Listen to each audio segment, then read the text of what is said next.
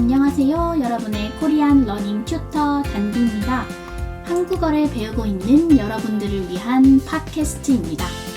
딱딱한 교과서 한국어는 싫다. 조금 더 자연스러운 원어민의 이야기를 듣고 싶다. 라는 여러분들을 위한 작은 한국어 라디오 스테이션입니다. 오늘은 5번째 시간입니다. 네, 안녕하세요. 단비입니다. 여러분 잘 지내셨나요? 오늘은 벌써 5번째 시간입니다.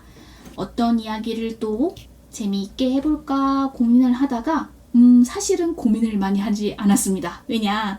바로 얼마 전에 지난 수요일에 한글날이라는 대한민국의 공휴일이 있었어요. 공휴일, 쉬는 날이었습니다. 한글날이라는 쉬는 날이었어요. 한글날이 뭐지? 한글날. 네, 여러분 한글날이라는 그런 말을 들으면 대충 짐작이 가지 않으세요? 제가 말을 하고 사용하는 것은 한국어입니다. 한국어. 그리고 이 한국어를 글자로, 문자로 쓰기 위해 사용하는 글자 체계가 한글이죠. 한글.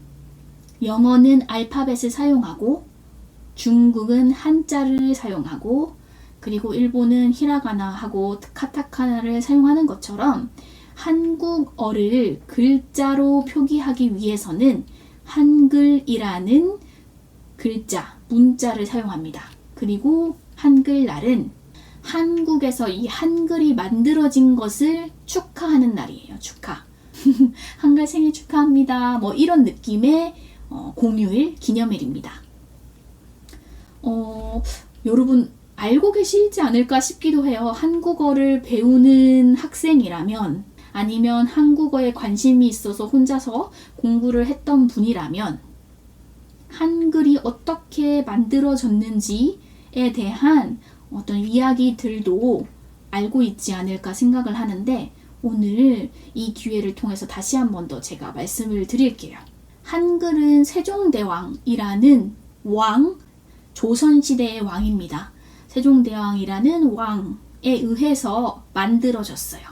한국 사람들은 한국어에 대해서 자부심이 아주 높고 누구나 쉽게 배울 수 있는 과학적인 글자야. 뭐 이렇게 자부심이 굉장히 높고 그리고 이것을 만든 세종대왕은 감히 제가 짐작하건대 대한민국의 사람이라면 국민이라면 모두가 존경하는 그런 왕입니다.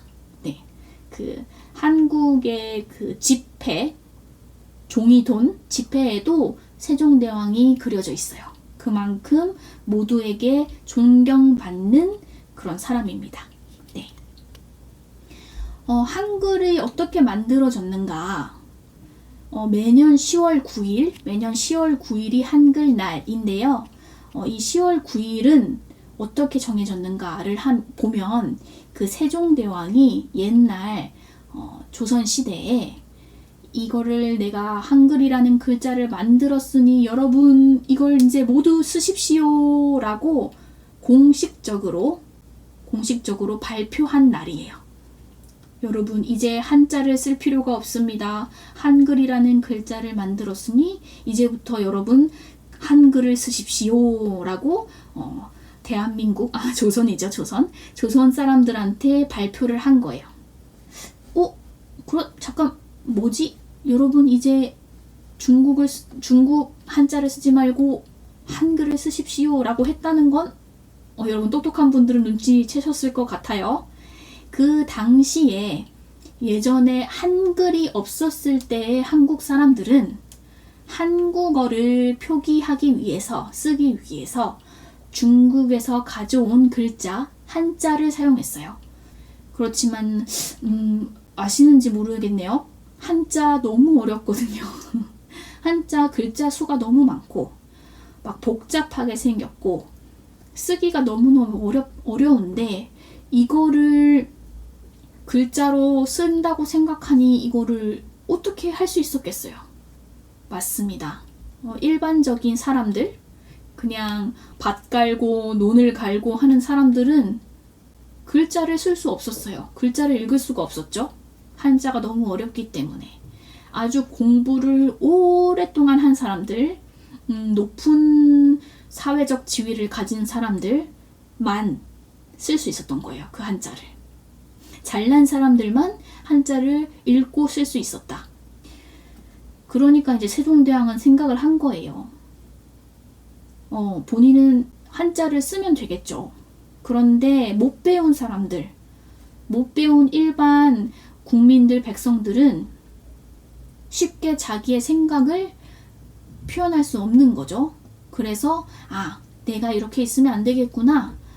누구나 쉽게 배우고 쓸 수 있는 새로운 글자를 만들어야겠다 라고 결심을 하고, 그렇게 만들어진 것이 훈민정음, 한글입니다. 지금의 말로는 한글이지만 그 당시에는 훈민정음을 만든 거예요. 훈민정음. 훈민정음이 어떤 의미인지를 또 보면은 또 뭔가 감동이 있습니다. 훈민정음 한자인데요. 그 한자를 풀면, 뜻을 보면 백성을 가르치는 바른 소리, 백성을 가르치는 바른 소리다 라는 뜻입니다. 그리고 이제 그 훈민정음 책에 서문, 머릿말, 소개글에 세종대왕이 왜 한글을 만들었는지 그 이유하고 목적을 담은 글이 있어요. 근데 그 글이 또 아주 기가 막힙니다. 그거를 보면은 세종대왕이 이렇게 깊은 뜻을 가지고 이 글자를 만들었구나를 알 수 있어요. 제가 그 서문의 일부를 한번 이야기해 드릴게요. 자, 이렇게 적혀 있습니다. 나라 말씀이 중국과 달라 문자가 서로 통하지 아니하여 어리석은 백성이 이르고자 할 바가 있어도 마침내 제 뜻을 능히 펴지 못할 사람이 많으니라. 내 이를 위하여 새로 28글자를 만드노니 사람마다 하여금 쉬 익혀 날로 씀에 편안케 하고자 할 따름이니라. 어렵죠? 좀 풀어서 설명을 드릴게요. 세종대왕은 중국의 한자하고 한국의 그 말이 다르기 때문에 한자를 사용하는 것은 결국 한국 사람들에게는 매우 어렵다 라고 알고 있었어요. 한국 사람이 한국어를 표현하기 위해 중국의 한자를 사용하는 것은 쉽지 않다. 그래서 백성들, 일반 국민들이 자신의 생각을 자유롭게 말을 할 수 있도록 새롭게 28글자를 만든다라고 이야기합니다. 내가 여러분들을 위해, 당신들을 위해 28글자를 한글을 만듭니다 라고 이야기해요. 그래서 세종대왕은 이 모든 사람들이 쉽게 배우고 쓰면서 한글로 삶을 편안하게 했으면 한다라고 그 바람을 이야기합니다. 덕분에, 정말 덕분에 지금 2024년에 저는 한글을 쓰고 있죠. 만약에 그때 세종대왕이 훈민정음을 만들지 않았다라고 하면 지금의 저는 한자를 쓰고 있을 수도 있습니다. 안 됩니다. 안 될 것 같아요. 한자가 너무 어려워서 자신이 없습니다. 덕분에 오늘날 편하게 우리는 한글로 의사소통을 할 수 있게 되었다. 다행이죠? 여러분들한테도 다행입니다. 그리고 조금 더 이야기 더 해볼게요. 한글에 대해서, 그 한글이라는 글자 자체에 대해서 이야기를 조금 더 해볼게요. 왜냐하면 한국어는 저는 어렵다고 생각해요. 한국어는 결코 쉬운 언어는 아니다. 그렇지만 감히 제가 생각하건대 한글은 배우기가 쉽습니다. 한글은 쉬운 글자다 라고 생각을 해요. 왜냐하면 굉장히 과학적이고 논리적으로 만들어졌어요. 제가 잘 모르지만 알파벳이나 아니면 일본의 히라가나나 카타카나를 쓰고 외울 때 어떻게 했는지를 좀 생각을 해보면 무작정 그냥 종이 위에 쓰는 거예요. 계속 쓰고 읽고 또 쓰고 또 읽고 외우려고. 잘 모르니까 나한테는 너무 새로운 글자니까 이걸 어떻게 해? 다른 방법이 없어요. 무조건 글자 쓰고 외우는 거예요. 그랬던 기억이 나는데 한글은 물론 똑같이 여러 번 쓰고 외우고 또 쓰고 외우고 해야 되는 건 똑같아요. 모든 새로운 언어를 배우는 건 그런 겁니다. 결코 쉽지 않아요. 그런데 자세히 보면요. 이게 그 논리가 있어요. 예를 들면은 자음하고 모음이 각각 그거를 이야기할 때 그 발음을 할 때 어떤 입모양 아니면 목구멍의 모양 아니면 그 혀의 모양을 따왔어요. 그대로 가져왔어요. 글자의 모양을 만들 때. 예를 들면 기역 아시죠? 기역? 그 소리 나는 기역이라는 그 글자를 잘 생각해 보세요. 그 할 때 혀가 목구멍에 닿습니다. 탁 하고 닿아요.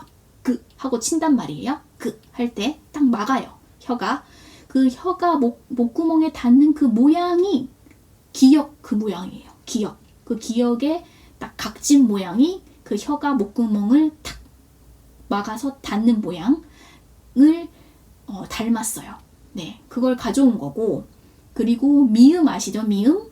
무 소리 나는 미음이라는 그 글자는 잘 생각해 보면 무 할 때의 그 입술 모양이 네모 모양이 되거든요. 무 그때 그 입술 모양을 따서 미음이라는 글자를 만든 거예요. 이런 식으로 그 말소리하고 그 글자의 모양하고를 좀 매칭해서 그렇게 만들어줬어요.